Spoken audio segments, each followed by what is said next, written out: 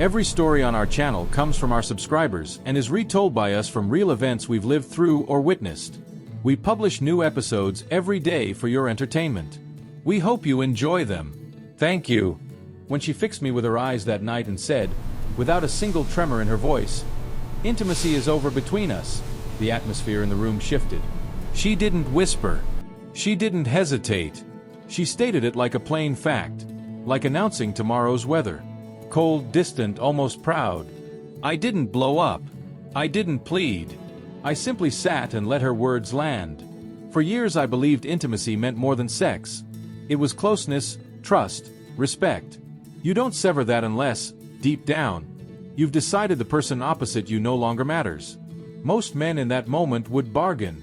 They'd ask questions, hunt for answers, or fold and blame themselves. But over time I've learned one thing. When someone tells you who they are or how they feel, accept it the first time. I wasn't giving her the satisfaction of seeing me crawl or beg for what should be natural in a marriage. I held her gaze for a long beat, and in my head I rewound all the signs that had brought us to this point. The growing distance. The way she brushed off my words and conversations. The nights she turned away claiming fatigue while her phone glowed on the nightstand. The petty jabs she assumed I'd missed, remarks about how some men do more for their wives, or how other women seem to be treated better. Her line, "Intimacy is over between us," hadn't sprung from nowhere. It was the final product of countless small fractures she'd been etching into our relationship. For me, it was confirmation. I didn't argue. I didn't raise my voice. I nodded once and said, "Understood." The quiet that followed made her shift in her seat. She hadn't expected that. Maybe she assumed I'd bargain or demand an explanation. Maybe she wanted a fight so she could later cast herself as the injured party. Instead I gave her silence. Calm acceptance. And in that silence I saw a flicker of uncertainty cross her face. Inside, I wasn't numb. I was disappointed, yes, but not defeated. I knew my worth didn't vanish because she chose to shut a door on an essential part of our marriage. I worked hard every day. I provided stability. I treated her with respect, gave her freedom, supported her choices. I wasn't perfect, no man is, but I was present and steady. If that wasn't enough for her, that was her loss, not mine. A man in that situation has two paths: debase himself, begging for scraps of affection, or hold his ground and preserve his self-respect, even if that means walking away. I've seen too many men choose the first option and shatter themselves. I refused to be one of them. As I sat there, I remembered something I'd read. In marriage, intimacy is not merely a privilege, it's a duty, not as coercion, but as part of the partnership. When one partner unilaterally shuts it off, they're breaking the pact. It's no different from cutting off communication or cutting financial ties. It's a breach of contract. In some jurisdictions, it could even be mentioned in divorce proceedings as abandonment of marital duties. I knew that law. I knew my standing. I rose from the couch, crossed to the kitchen, and poured myself a glass of water. She watched, waiting for something. Maybe for me to beg, perhaps to apologize for some imaginary offense she used to justify her words. Instead I took a sip, set the glass down, and said calmly, "I hear you." That was it. No argument. No pleading. The power of the moment wasn't in my words, but in what I withheld. Silence can be louder than shouting when it comes from a man who understands his value. She attempted to break the quiet, asking, "So that's it? You're not going to say anything?" I looked her square in the eye and replied, "You've said enough." The room grew still again. I could tell she didn't like the composed way I carried myself. Calm, controlled, unruffled. She wanted a reaction. Instead, she got a mirror. That night I lay beside her without reaching out, without asking, without trying. I turned onto my side, closed my eyes, and let my thoughts travel toward the inevitable reality. A life where I didn't hinge on her affection, approval, or presence. Because the truth is this: when someone cuts intimacy off like that, they're already emotionally checked out. If she's checked out, I need to be ready to do the same.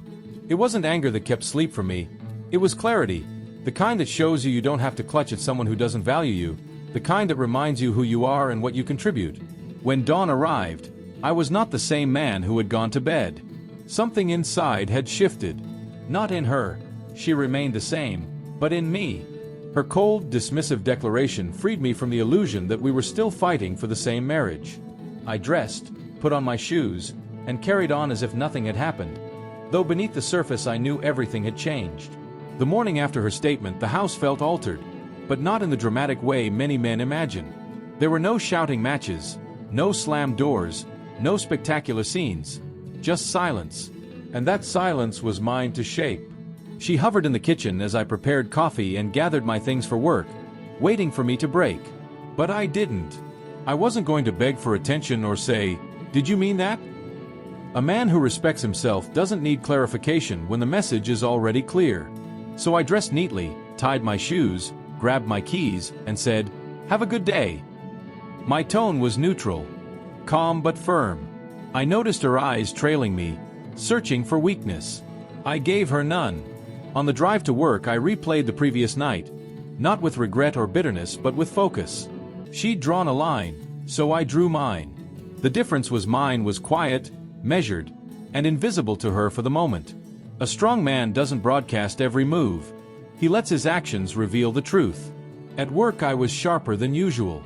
I attacked stalled projects, answered emails promptly, and handled calls with more authority than before. There's something about betrayal and disrespect that can sharpen a man when he channels the energy correctly. Many men squander that flame chasing the person who wronged them. But when you reclaim that energy for yourself, you build momentum. At lunch, instead of going home or calling her, I ate with a colleague I respected. We spoke about business, stocks, and the possibility of side ventures. Nothing romantic, nothing dramatic, just growth. If intimacy at home was over, intimacy with my goals, discipline, and independence had opened a new chapter. I knew she was likely expecting a text. Maybe, "Can we talk?" Or "Why did you say that?" But her phone remained silent. Every hour I refused to bend or beg was another hour reclaiming control over my life. That evening I didn't rush home. I hit the gym. I lifted heavier than usual, driving myself with a cold, steady focus. Sweat poured. Muscles burned. Above all, I felt control. Training reminds you that discipline beats emotion. No woman's rejection can erase a man's strength when it comes from his own discipline. By the time I returned, showered, and made my own dinner, I noticed how she watched me. Not curious, but restless, waiting for the eruption that never came.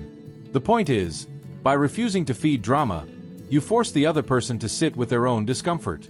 I didn't ask what she wanted for dinner. I didn't make small talk. I cooked, sat, and ate quietly. She scrolled on her phone, but I could sense her eyes flicking up every few minutes. She expected the old me, the one who reached across the table and asked, "What's wrong?" The one who chased peace even when he hadn't caused the trouble. That man was gone. Instead, I moved deliberately. My voice stayed steady when I finally spoke. "Don't wait up for me tomorrow. I'll be late." That was all. A simple fact. No explanation. No justification. Then I returned to my plate. The next day, I lived by the promise I'd made to myself. Detached, focused, disciplined. I left work and went straight to a networking event. Not a bar or a date, but something that built me. I shook hands with business owners, absorbed advice, and introduced myself as someone not defined by problems at home. A retired Marine-turned-contractor at the event said something that stuck. A man's value isn't measured by who he keeps close, but by who he refuses to tolerate. Those words cemented the path I was already walking. When I came home late that evening, she sat at the table, dressed as if she wanted to be noticed. I didn't respond, not from spite, but from discipline.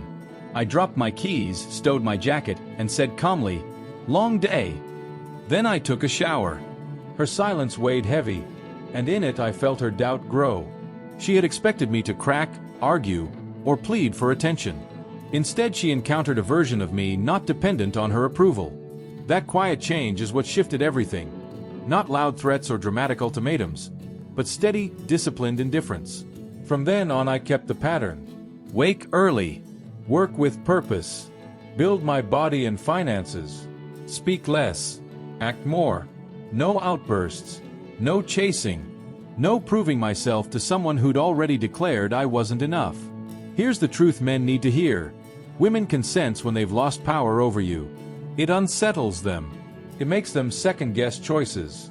When you stop begging, you force them to look in the mirror and consider what they stand to lose. I never raised my voice. I never lowered my standards. I never offered explanations. I simply lived in a way that made the point clear. I wasn't waiting around for scraps of affection. That's how a man should respond. Not with speeches, but with a shift in behavior. And it doesn't take weeks to begin. It starts the very next morning after disrespect enters the room. So when she said, "Intimacy is over between us," my answer wasn't words. It was how I spent the hours, days, and weeks that followed. Calm, focused, untouchable. That was my quiet response. Not begging, not chasing, just living like a man who knows his worth. When someone believes they have total control over you, they assume you won't move unless they permit it. For years she was used to me being present, predictable, reliably routine. She thought cutting intimacy would keep me orbiting her, confused and waiting like a dog at the door. She was wrong. A few days after her declaration, I adjusted my schedule without announcing anything. Instead of rushing home, I filled evenings with things that strengthened me. Gym sessions, networking dinners, meetings with old friends I hadn't seen in months. She noticed immediately because the house felt emptier. Not because I was gone, but because my presence no longer revolved around her. The first real crack in her confidence came on a Friday night. I had accepted a colleague's invite to try a new restaurant. Nothing romantic, just food, conversation, laughter. The point wasn't who I was with. It was that I was enjoying myself instead of waiting for her approval. When I walked in later, relaxed and smelling of dinner, she sat on the couch pretending to scroll. Her eyes snapped up the moment I entered. "You're late," she said, her tone sharp, testing me. I shrugged, dropped my keys and replied, "Yeah, I was out." No explanation, no defensive note, just a fact. Her eyes scanned for cracks and found none. That's when she realized the balance had shifted. The following week I attended a coworker's birthday at a bar. Casual, music, food, a mix of people. I dressed smartly but simply. I mingled, ordered a drink, and spent the evening in good company. At one point a female coworker laughed at something I said and touched my arm. Innocent, but in the age of phones, such a moment can say 1,000 things. As fate would have it, someone took a candid that night and it landed on social media. A casual shot of the group, me included, smiling and relaxed. Her eyes found it. Course they did. By the time I came home, the atmosphere was tense. She waited with arms crossed, pretending indifference. "Looks like you had fun," she said flatly. I hung my jacket calmly and replied, "Yeah, it was a good night." Silence followed, heavy with jealousy, maybe regret, possibly fear. That was the shock. She had declared intimacy over, but seeing me living freely without her made her understand what that actually meant. She wasn't irreplaceable. My life didn't hinge on her approval. Her words didn't trap me. They freed me. Nothing rattles someone more than watching a person they assumed dependent act independent. The days after were filled with small, telling moments. She lingered near me more at home, asking questions she never bothered with. "Where did you go? Who were you with? What time will you be back?" The irony was plain. She sought closeness now, not me. One evening as I prepared to leave to meet a friend, she finally cracked. "You didn't even tell me you were going anywhere." She snapped, her voice carrying more insecurity than authority. I stopped, faced her, and replied with measured clarity. "You told me intimacy was over. You made it plain you didn't want me that way anymore, so I stopped checking in. I'm living my life." Her expression shifted instantly. For the first time, regret flickered across her face. She opened her mouth, closed it, then murmured, "I didn't mean it like that," but it was too late. Here's the truth. Once a man really moves on, there's no going back. And she was starting to realize that. The biggest shock, however, didn't come from dinners or photographs, but from how I presented myself in public. One Saturday, I bumped into mutual friends at a cafe. I was put together, smiling, fully engaged in the conversation. They asked about her, about us, and I didn't badmouth her or gripe. I simply said, "We're in different places right now, but I'm doing well." When that reached her ears, because news always finds its way back, she understood her attempt to control me had failed in public too. I wasn't the bitter, broken man she expected. I was calm, composed, even earning respect for how I carried myself. That's a form of revenge no shouting or threats can match. The surprise wasn't a single incident. It was the pile of evidence. Evidence that I didn't need her permission to live. Evidence that her cold declaration hadn't chained me. Evidence that a man who knows his worth keeps going even if one person stops valuing him. She thought cutting intimacy would trap me. Instead, it revealed her, because she became the restless one, watching me slip out of her hold while I stayed steady, calm, and unreachable. That was the shock. That was the turning point she never anticipated. The first time she tried to retract her words, it was quiet. She was in the kitchen making coffee when she mumbled, almost under her breath, about what I said the other night. I didn't mean it like that. I didn't look up from my plate. I let the silence stretch until she shifted uneasily. Then I said without raising my voice, "You meant enough to say it." And I went back to eating. That was when she realized the ground had moved. Before, I might have softened, asked what she meant, tried to mend things, but not anymore.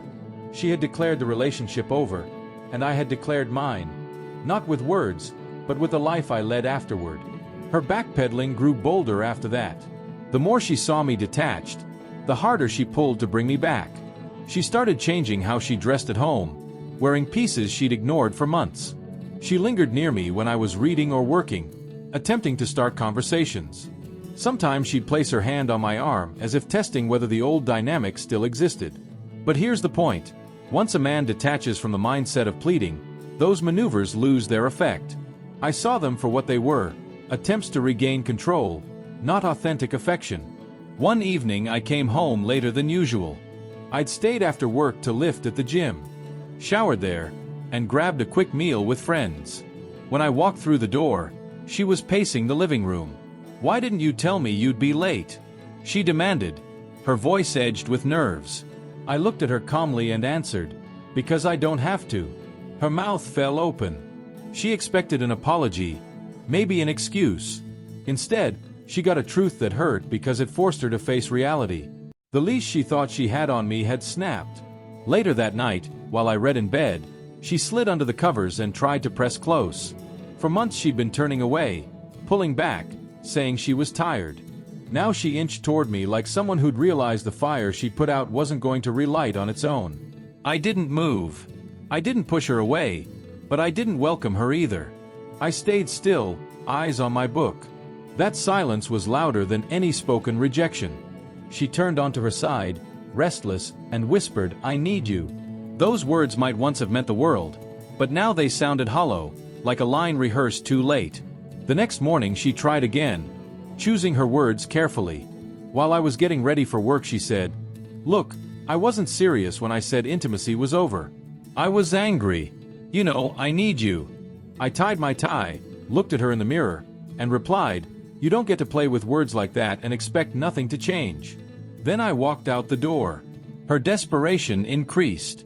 She began texting me during the day, something she hadn't done in years. "How's your day? When will you be home? Want me to cook?" The irony wasn't lost on me. The same woman who treated closeness like a chore was now trying to sell it as a luxury. But here's the truth.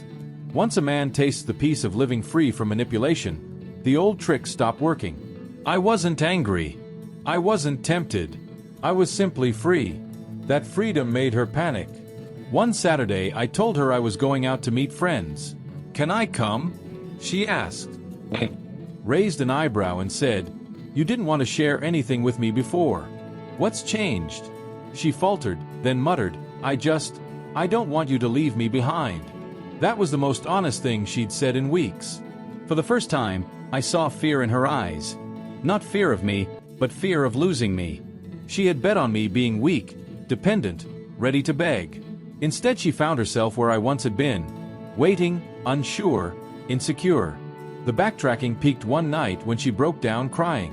I had come home late again, after a quiet dinner with an old friend.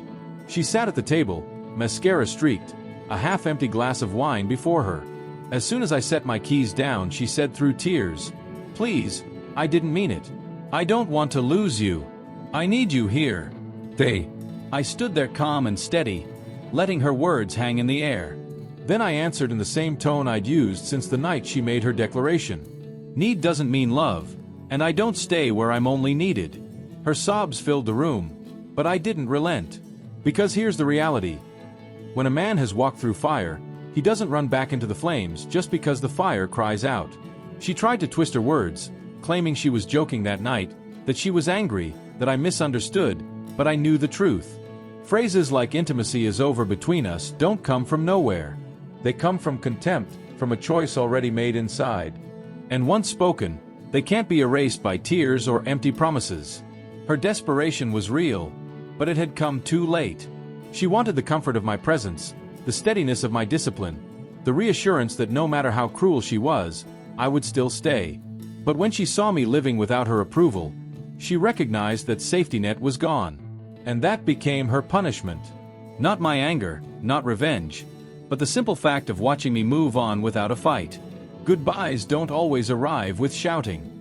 Sometimes they come quietly, in the calm voice of a man who has already made peace with himself. That's how mine happened. It was a Sunday morning. The house was still, sunlight cutting through the blinds. The kind of morning couples usually share coffee and easy talk, but not us. She sat across the table, fingers worrying her cup, eyes red from a night of restless sleep. I knew what she wanted to say before she spoke. "Can we start over?" she asked, voice fragile. I set my mug down slowly.